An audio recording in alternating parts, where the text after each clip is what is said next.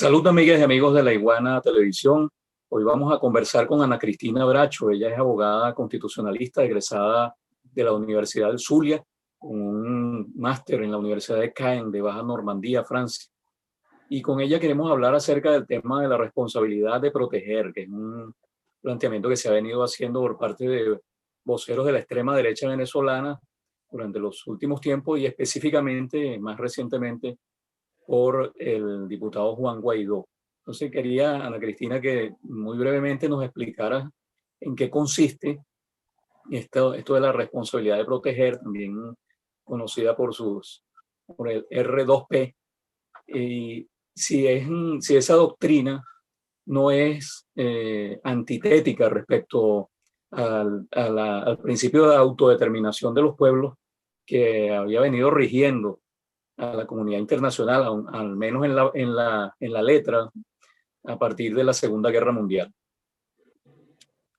Sí, bueno, vamos a empezar por ubicarnos en el tiempo. La responsabilidad para proteger es un concepto que nace en los 90 y nace en una idea y es el fracaso del sistema de las Naciones Unidas para evitar los conflictos y lograr la paz. Los años 90, en especial después de la situación que ocurrió en Ruanda con el genocidio, dejan en evidencia que las Naciones Unidas no fueron capaces de prevenir las graves perturbaciones que se producen en la esfera internacional y en específico no estaba dotada de instrumentos para prevenir las acciones nacionales que significan violaciones masivas de los derechos humanos.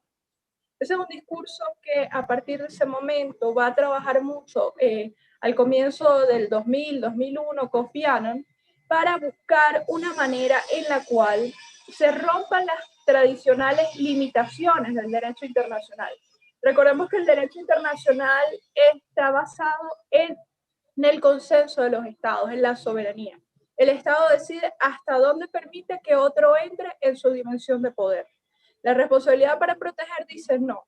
Hay un límite a la soberanía de los estados cuando el derecho internacional, la comunidad internacional señala que hay una serie de delitos que son 4, es decir, crímenes fundamentalmente en relación de derechos humanos, que sería el genocidio, crímenes de guerra, limpieza étnica y crímenes de lesa humanidad. Entonces, ante esa situación, hay una visión que dice la soberanía ha de detenerse del país que está con estas prácticas y la soberanía de los otros países, de la comunidad internacional, debe ampliarse. Entonces dan lugar a un proceso de intervención. El proceso de intervención va a buscar primero presionar al país, ir a un proceso en el cual comienza la aplicación de llamados, informes, advertencias, después un proceso de sanciones según el capítulo 4 de las Naciones Unidas, para posteriormente ir a esto que ahora están llamando estos voceros, que es un proceso de intervención, en teoría seguido por un proceso de reconstrucción. En esa línea de tiempo, nosotros en la responsabilidad para proteger tenemos que ver que es un concepto altamente criticado. ¿Por qué? Rompe las bases en las cuales los estados estuvieron de acuerdo para ir a un sistema internacional. Segundo, las veces que ha sido aplicado nunca ha terminado en esa fase de reconstrucción. Tercero, rompe el principio de que el Estado tiene la capacidad de autodeterminarse, de autocorregirse, de que el Estado debe proveer mecanismos para garantizar los derechos de sus ciudadanos y sus ciudadanas. Y además que los países en los que ha sido aplicados son países que tienen algunas características. El primer lugar en el que se habló abiertamente de esto, que fue el caso de Sudán, Sudán terminó partiéndose en dos. Tenía la característica de ser un país africano y ser un país petrolero.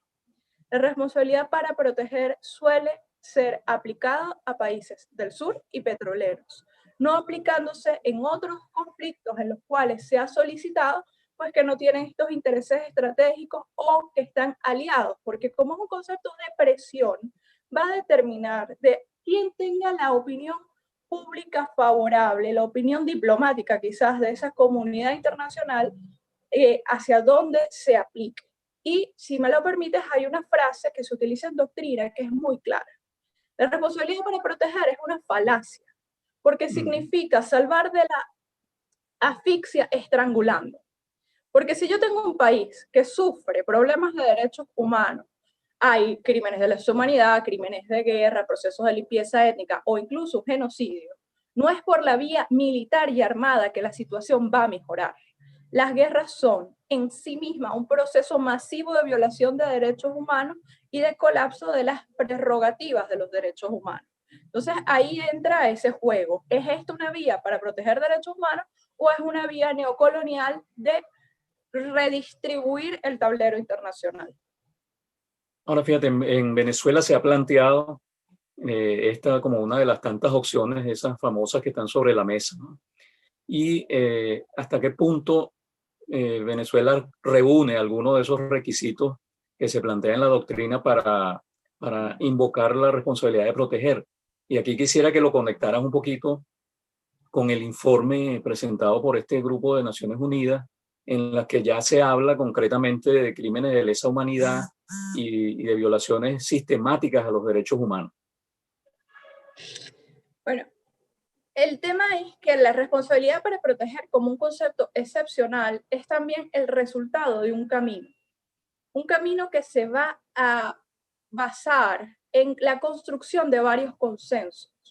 Algunos nos van a decir, si queremos ver cuál es el camino en Venezuela de esta doctrina de la responsabilidad para proteger, sobre todo nos vamos a tener que ubicar a partir del año 2018. Porque en el año 2018, a través de la noción de la crisis de refugiados, de los informes del ACNUR, de las manifestaciones de los países receptores señalando que la migración venezolana era un problema para ellos, comienza un proceso de ubicación y de subida del tono a la situación de Venezuela. Entonces, eso que empezó en el 2018 con esa crisis migratoria, llega en la ubicación, en el imaginario de Venezuela, crisis humanitaria. Porque una crisis humanitaria es el resultado o de una situación sistemática de violación de derechos humanos, de una catástrofe o de una guerra. Y ese concepto va a ir haciendo un camino hasta que llega el Consejo de Seguridad. Porque el Consejo de Seguridad, que ha debatido, sobre todo en el 2019, varias veces el tema Venezuela, es la vía para la aplicación del capítulo 4 de la Carta de las Naciones Unidas. No lo logran por la lógica del veto que tiene el sistema de Naciones Unidas, pero ya empieza a construirse la idea de que el sistema de las Naciones Unidas, precisamente por los aliados venezolanos, no es la vía idónea. Entonces se busca abrir esa puerta, que es la responsabilidad para proteger, que dice, bueno, si el sistema no me contesta, yo debo usar la soberanía de los países que señalan para intervenir en ese otro país señalado. Y en el 2020 nosotros vamos a ver dos cosas. Un proceso que es el proceso de los informes Bachelet, que después de ese pico del 23 de febrero de 2019 y esos debates, recordemos que el Consejo de Derechos Humanos le da un mandato a la alta comisionada para que venga e investigue, por eso ella vino y hace continuamente actualizaciones de ese informe. Esa vía, que es la que señala que en Venezuela hay una serie de problemas, se complementa por esta vía del informe de los expertos independientes, como ellos los denominan, que ya directamente da las características marco para dos cosas que muchas veces se han visto, por ejemplo, en Libia. En Libia avanzó, Consejo de Derechos Humanos remite a la Corte Penal Internacional, la Corte Penal Internacional recibe, da un mandato de detención contra Muammar al-Gaddafi, pero al mismo tiempo se aplica la responsabilidad para proteger y se va a lo denominado invasión humanitaria. Que una de las cosas que es importante que nosotros tomemos en cuenta es que Libia no mejoró derechos humanos, no tuvo un proceso de reconstrucción y hoy, sobre todo con el tema de la esclavitud, es la mayor crisis de derechos humanos de la región africana. Pero entonces nosotros ahí vemos por qué los informes son importantes. Los informes son importantes porque son las vías de legitimación de la actuación. Son las vías que se utilizan como medios probatorios oficiales, neutrales, de terceros, que van a decir que la situación es tan grave que debe romperse el derecho para restituir los derechos, que era eso que veíamos de salvar de la asfixia estrangulando como base de esta doctrina. Entonces, en ese sentido, esos informes contribuyen a esto. Al igual que contribuye la existencia de cosas como el Grupo de Lima, porque el tema del Grupo de Lima en realidad es una técnica que hoy en día se usa porque en relaciones internacionales se ve mal que un país grande y poderoso persiga un país chiquito, como sería el caso de Venezuela. Entonces, ¿qué se hace? Se buscan los países aliados para llevar una voz que diga, no es un problema con Estados Unidos, es un problema con todo el mundo, con las bases de la solidaridad del derecho internacional. Y ahí, así como es importante la responsabilidad para proteger los informes, hay un hecho que a lo mejor nos parece curioso, que era Angelina Jolie el año pasado en la frontera colombo-venezolana. Pues recordemos en el caso de Sudán, la importancia era de George Clooney. ¿Por qué? Como la responsabilidad para proteger es un tema de consenso, es un tema de decir toda la humanidad siente que hay que intervenir, que es justo, que es necesario. Se juega con la opinión pública, con todos los que tienen peso. Y por ejemplo, esos grandes actores son gente que están en el imaginario como buenos, exitosos, nobles, y siempre juegan en este tablero. Quisiera que hiciéramos una comparación entre esto de la responsabilidad de proteger y quien la invoca, sobre todo, cuando la invoca un nacional de un país, cuando una persona nativa del país pide que se invoque la responsabilidad de proteger, ¿en qué medida, en el caso venezolano, viola la Constitución Nacional y las leyes internas? Por ejemplo, ¿podría ser susceptible a alguien que invoque esta doctrina de ser procesado por traición a la patria? Bueno, la responsabilidad penal en Venezuela depende de los pronunciamientos de los tribunales a petición del Ministerio Público. Por ende, eso es un caso que debe ser estudiado y determinar los elementos en una visión de si es compatible una actuación que busque colaborar con los que se han declarado nuestros enemigos, que propicia la guerra. Nosotros tenemos que recordar, en primer lugar, que el artículo primero de nuestra Constitución señala que Venezuela es un país irrevocablemente libre, que nosotros tenemos una Constitución que tiene un montón de derechos y muy poquitos deberes. Y uno de los pocos deberes está la preservación de la independencia y la protección de la patria, y que en efecto en el Código Penal el tema de las posturas que colaboran con el hecho de favorecer las situaciones de guerras y críticas está calificado como delito. Pero en el caso individual depende de las actuaciones fiscales. Es un hecho público que desde la sociedad civil, desde los movimientos sociales, el Ministerio Público ha sido exhortado varias veces a pronunciarse y a realizar las actuaciones correspondientes. Venezuela ha respondido hasta ahora con la presentación de un informe, digamos, de respuesta a este informe que presentó el grupo llamado de expertos.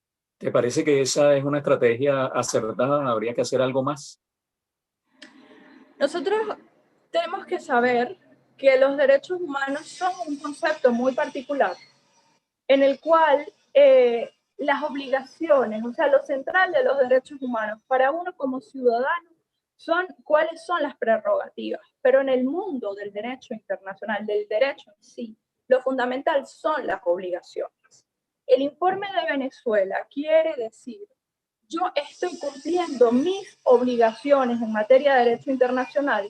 Recordemos que la primera es la prevención, la segunda es el hecho de que no se hagan actos que violenten los derechos humanos, pero tenemos una tercera con la obligación de investigar, castigar y sancionar. Entonces nosotros tenemos que este informe dice, en primer lugar, se ha cumplido y se ha agotado esta función de investigar y sancionar en materia de derechos humanos. Adicionalmente, niega las condiciones sistemáticas de tortura que dice este informe y incorpora también pues muchos elementos audiovisuales, otros elementos probatorios.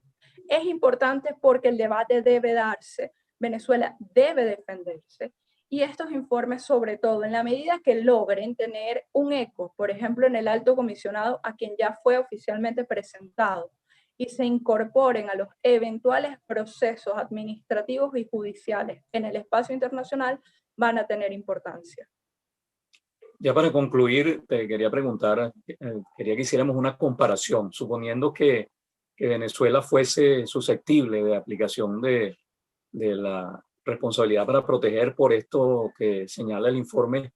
¿Cómo quedarían entonces países como Colombia, para mencionar solo uno, donde las violaciones a los derechos humanos son tan flagrantes, ¿no? Ese es un gran tema, es una de las grandes críticas a estas instituciones. Tomemos en cuenta que si nosotros nos preguntamos quién es el mayor violador de los derechos humanos en el mundo, nosotros nos vamos a encontrar un problema.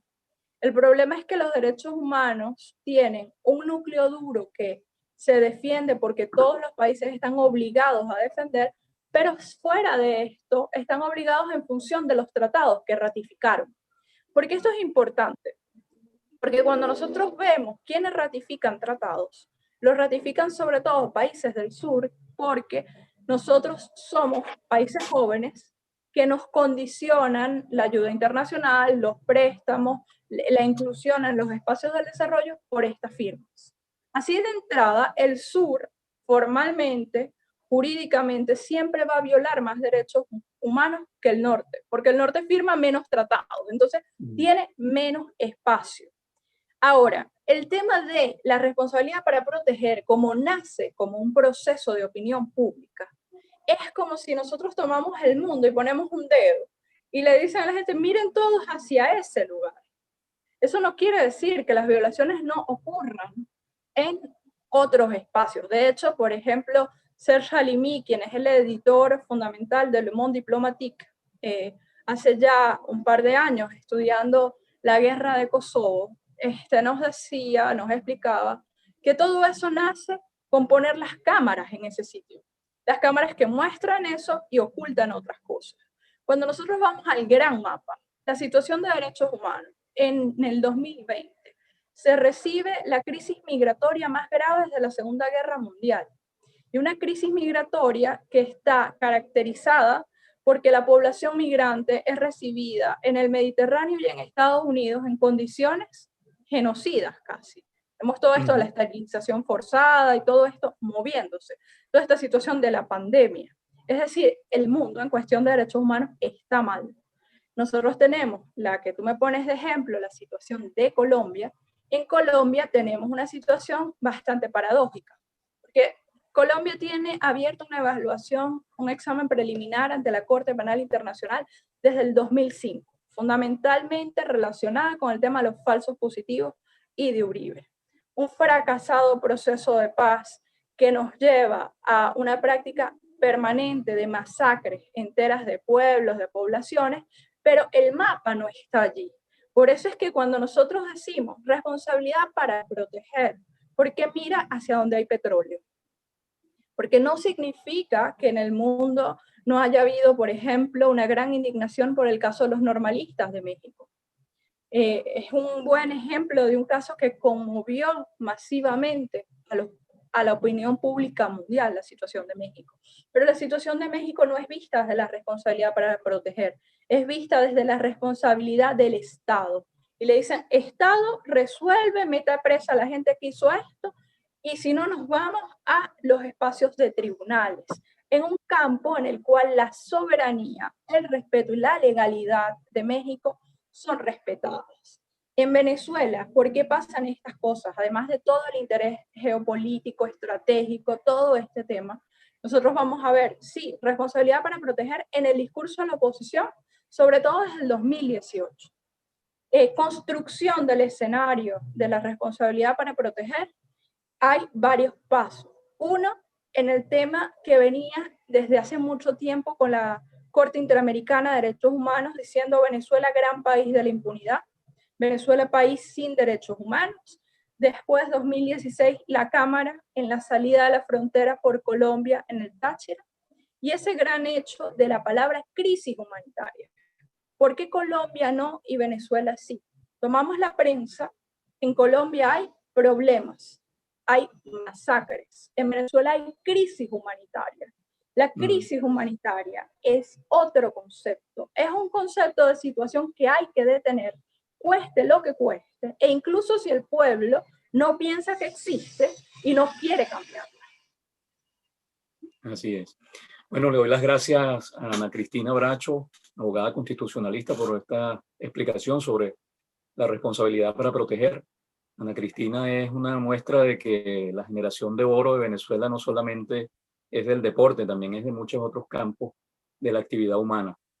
Es un orgullo para nosotros, Ana Cristina.